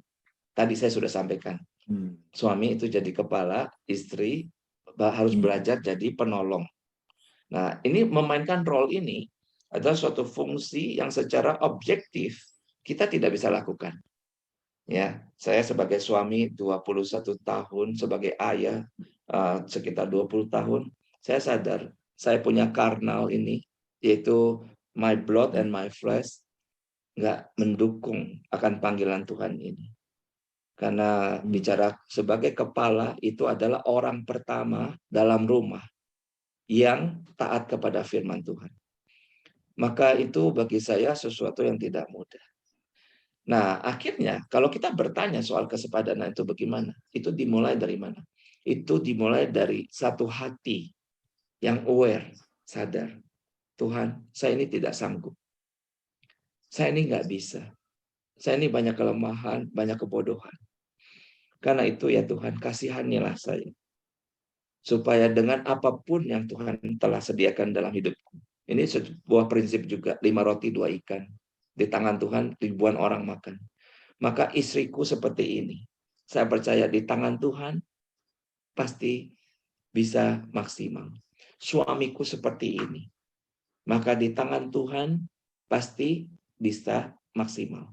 Maka seluruh hal yang tadi kita bicarakan, Pak, hal-hal ideal, bagi saya itu tidak mungkin dihasilkan oleh pengalaman manusia, kehebatan manusia, kegagahan manusia, pendidikan manusia. Tidak. Saya ingin tegaskan, mulailah dari hati yang remuk dan hancur di hadapan Tuhan. Bahwa saya orang berdosa, tapi dalam seluruh keberdosaan saya dan seluruh kelemahan saya masih tetap ingin untuk memiliki sebuah keluarga yang Tuhan perkenan. Oleh karena itu ya Tuhan, kasihanilah saya dan pimpinlah saya. Semua mulai dari sana. Jikalau itu tidak ada, semua teori menjadi nonsens. Artinya kita memandang, oh saya emang udah baik kok. Kalau kami sudah oke kok. Nggak ada sesuatu yang harus kami perbaiki. Nah, jikalau itu terjadi, itu sudah stuck. Malah terjadi declining. Maka sekali lagi, seluruh prinsip kebenaran firman Tuhan itu dimulai dari mana? Dari hati yang sadar, pikiran yang sadar, diri yang aware. Saya tidak bisa kecuali Tuhan yang mengokohkannya. Begitu Pak kira-kira. Wah, terima kasih nih Pak John. Jadi memang jangan berdalih kesempurnaan milik Allah ya, tapi memang kita harus bergerak ke arah sana ya. Nah, ini ada pertanyaan. Sebetulnya pertanyaannya untuk Pak Chang, tapi kalau saya tergerak untuk Ibu yang jawab nih. Nah, ini Ya, idealnya kan dari Vera ya. Vera itu kebetulan dari chapter saya menanyakan idealnya kan suami seperti yang tadi Bapak jelaskan, bagaimana jika suami nanya mama aja ya. Aduh, ini nyindir saya apa nih maksudnya? Nah, bagaimana jika pasangan berbeda pekerjaan, hobi, denominasi gereja? Jadi mungkin yang Pak Chang yang akan jawab yang nomor 2, yang kalau gimana sih kalau berbeda di berbagai segi Pak, termasuk denominasi gereja. Mungkin jadi gerejanya nggak sama ya, mungkin masing-masing melayani di gereja masing-masing.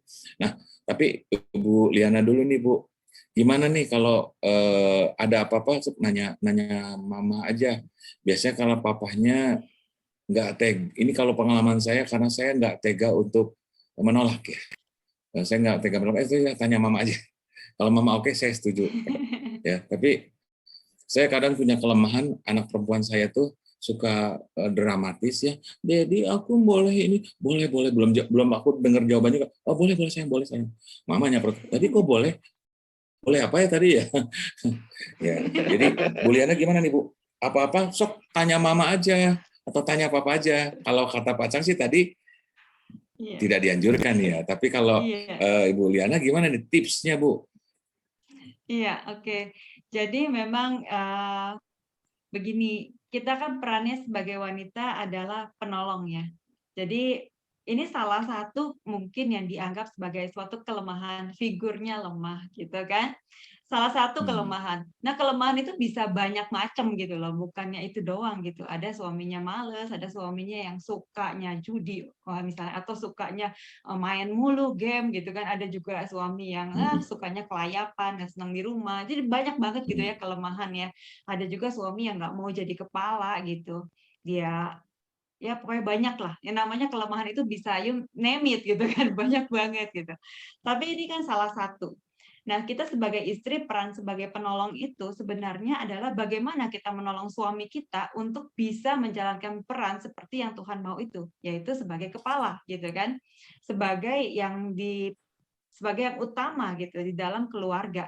Nah, waktu kita menuntut itu pasti akan terjadi keributan karena kita menuntut ya pasangan untuk berubah, kita memaksa, dan waktu dia nggak bisa memenuhi tuntutan kita ataupun dia tidak bisa memenuhi apa yang kita mau gitu, harapan kita akan menjadi kecewa dan kita akan menjadi kesel, kita akan merendahkan, kita akan nggak bisa hormat, nggak bisa lagi tunduk kepada pasangan, apalagi suami gitu kan, kita merasa payah lu pasti kagak bisa gitu kan, jadi kadang udah punya merendahkan gitu, udah memandang remeh akan suami kita gitu. Maka yang kita perlu lakukan adalah kita balik kepada Tuhan, karena Tuhan yang mempunyai rancangan di dalam keluarga seperti itu. Maka kita meminta di dalam kita punya hubungan pribadi dengan Tuhan, give me wisdom gitu loh. Apa yang harus aku lakukan di dalam situasi-situasi yang aku hadapin ini gitu. Karena yang tadi kelemahan bisa macam-macam gitu kan.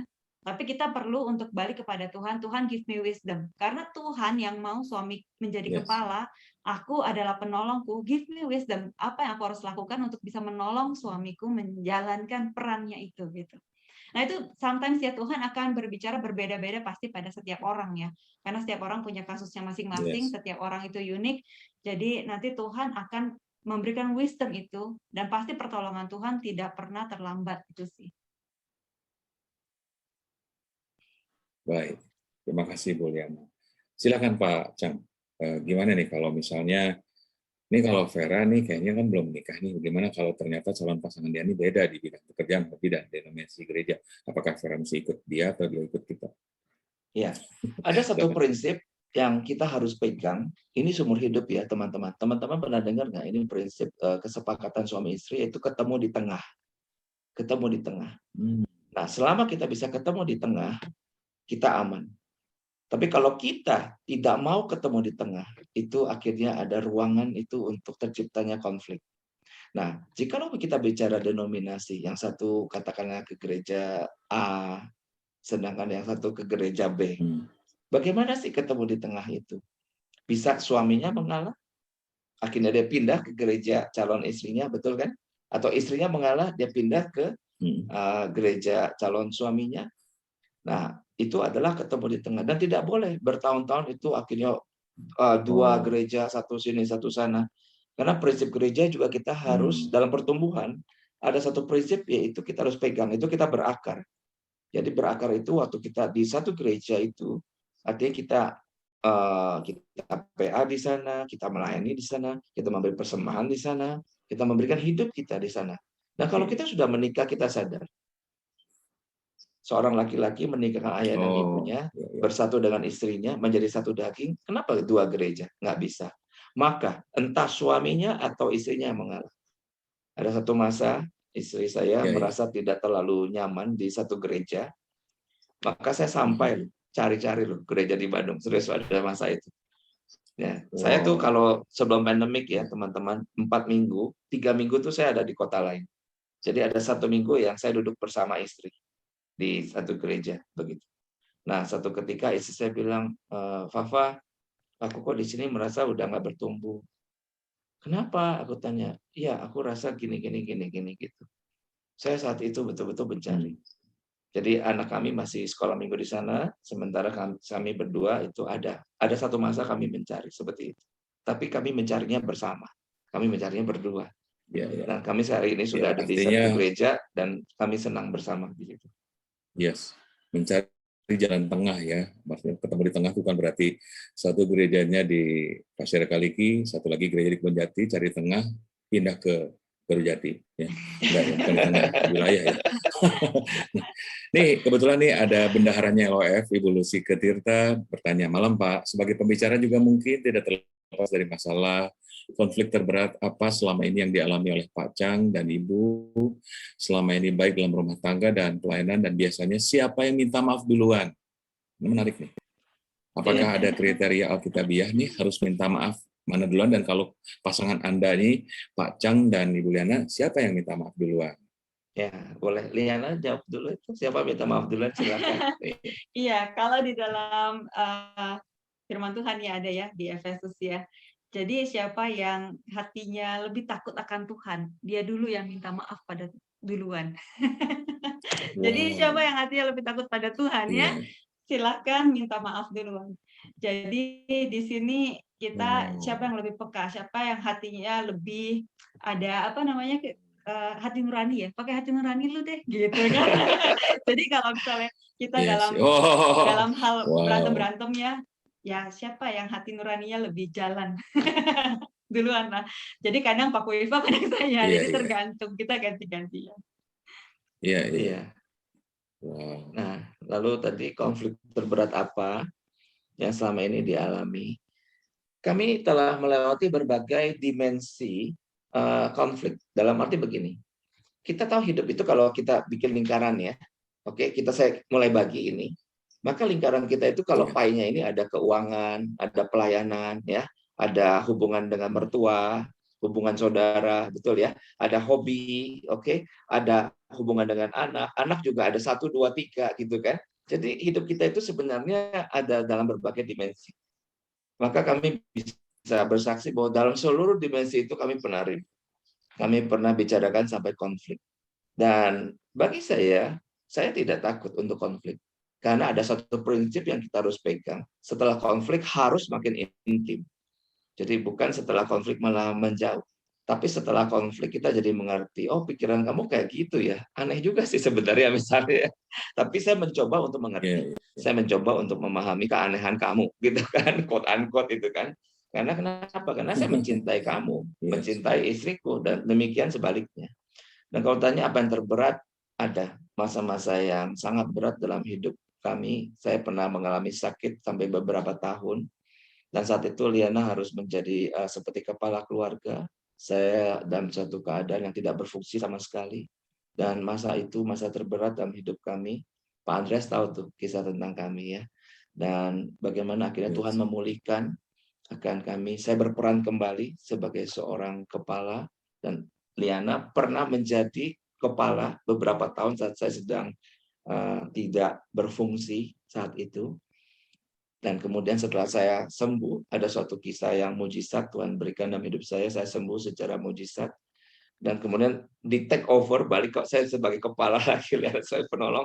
Saat itu saya mengalami masa paling berat. Karena Liana pernah mengalami sebagai kepala 3 tahun. Dan saat itu sedang sakit. Begitu saya sehat, sembuh secara sempurna, Liana yang udah biasa jadi kepala, ada 2 kepala di rumah sekarang. Kebayang ya, seluruh teori yang saya ketahui tentang pernikahan, tidak ada yang bisa berhasil untuk kami terapkan di masa setelah saya sembuh. Semua teori itu sudah usang. Sehingga kami terus mengerjakan lagi pernikahan ini. Dan sampai hari ini puji Tuhan, melalui seluruh konflik itu menjadi satu kesempatan Tuhan memakainya, memberikan kami pembelajaran. Jadi kami makin tahu bagaimana cara menolong pasutri yang lain. Karena saya pernah lumpuh 3 tahun. Ya, Tuhan menolong setiap kita ya. Udah jam 9 nih Pak, lewat. Ya, aduh. Jadi Ibu Lucika nanti kalau misalnya memang harus saling maafan duluan, ya diingetin aja Bapak, kita nggak mau pakai hati nurani gitu ya. Oke. Nah, ini sebenarnya masih banyak pertanyaan, tapi ini pertanyaan terakhir aja deh ya, pertanyaan terakhir ya. Nanti pertanyaan lanjutan saya cas ya.